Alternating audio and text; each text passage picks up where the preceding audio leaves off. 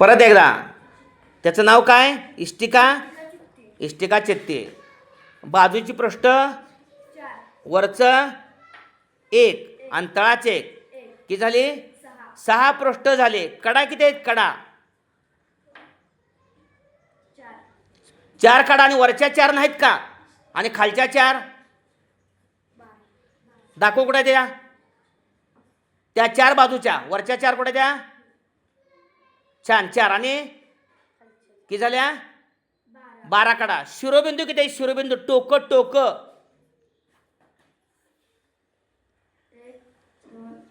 टोकरे किती टोक आहे ते?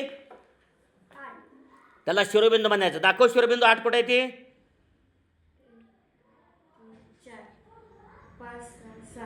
अगदी बरोबर आहे. त्याला किती शिरोबिंदू आहेत बाळा? तुला पंचकोनी चित्तीला 10 राईट. वर 5 आणि खाली 5 10. हिला किती येते? अगदी बरोबर आहे. छान. ह्याला किती येते? आणि वरचं एक 6. तुझ्याकडे काय आहे ते?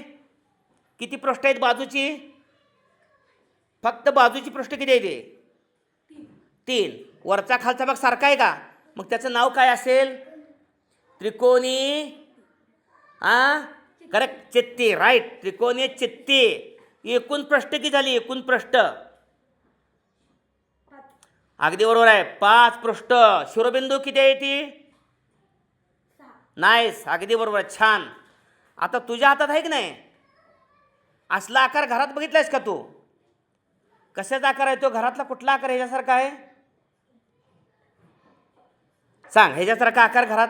हां डबा. छान छान डबा. आणि पाण्याचं पिंप असतो का? राईट. आणि पाईप असते का? पाईप तसली पाईप असते. आता सिलेंडर पण असतो आपल्या घरातला. सिलेंडर असतो. हां म्हणून याला सिलेंडर इंग्रजीत नाव आहे सिलेंडर आणि मराठीमध्ये वृत्तचित्ती नाव आहे. वृत्तचित्ती नाव काय?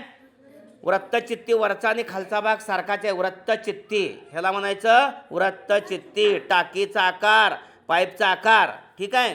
तुझ्याकडे काय आहे? किती पृष्ठ आहे ती?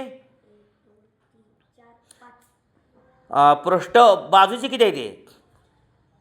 फक्त बाजूची 4 पृष्ठ आहेत. म्हणून चौकोनी आणि वर टोक आहे का? मग नाव काय? चौकोनी. हां बरोबर आहे. राईट. चौकोनी सुच्ची नाव आहे. शिरोबिंदू किती आहे ती?